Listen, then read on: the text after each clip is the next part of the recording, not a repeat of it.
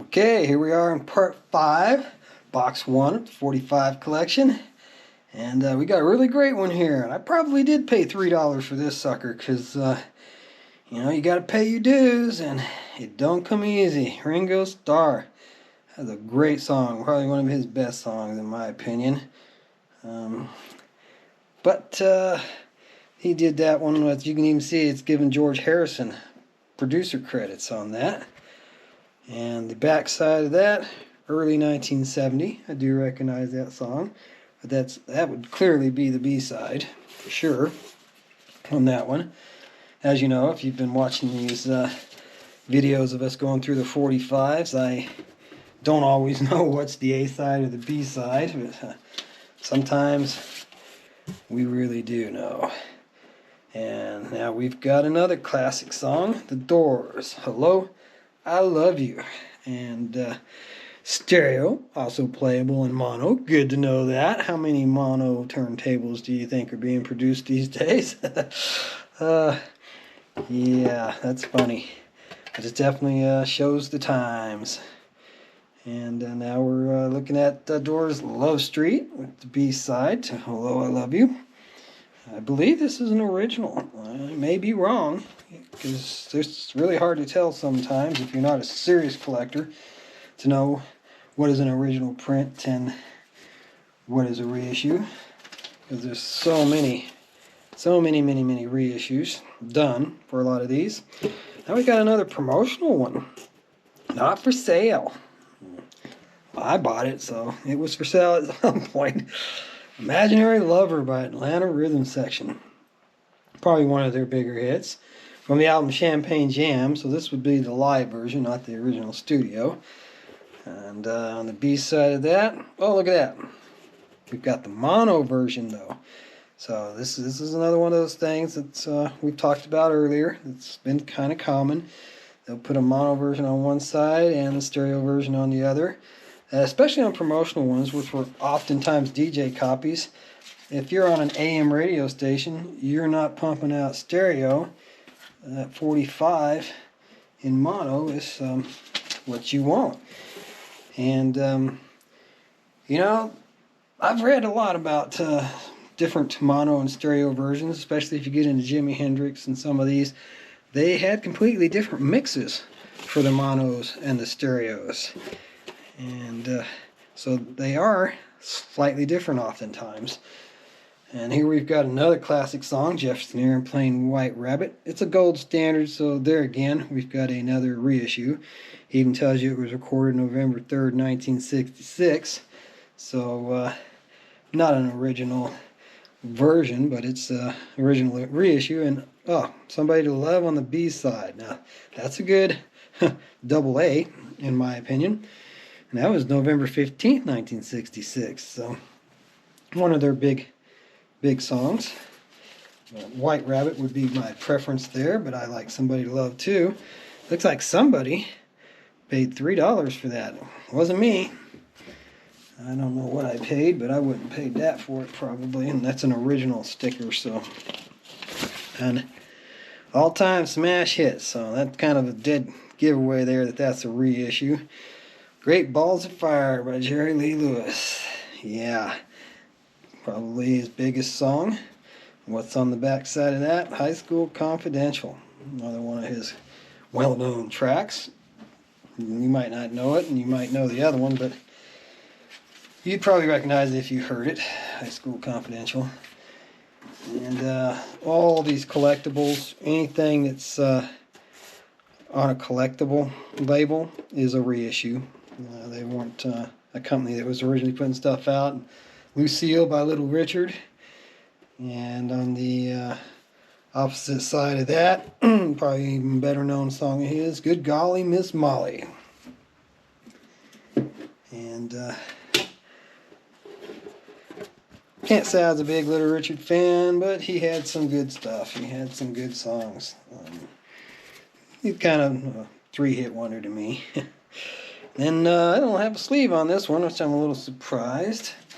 But this is the original Along Comes Mary by the Association. And the next one in the box is the back-to-back hit reissue. So the B-side on this one is probably Your Own Love, going to be different than the B-side on the next one. And I'll show you exactly what I mean here.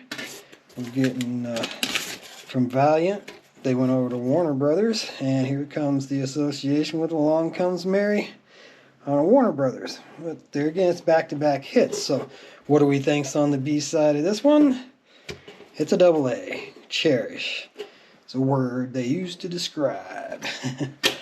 And I definitely know both of those. And I assume most of you do too. So that's pretty cool. And then next up, we've got what I would consider a one-hit wonder. The Foundation's Build Me Up Buttercup. Baby. I know this song, but don't really say I'm familiar with the band The Foundations, but it certainly looks like it's an original.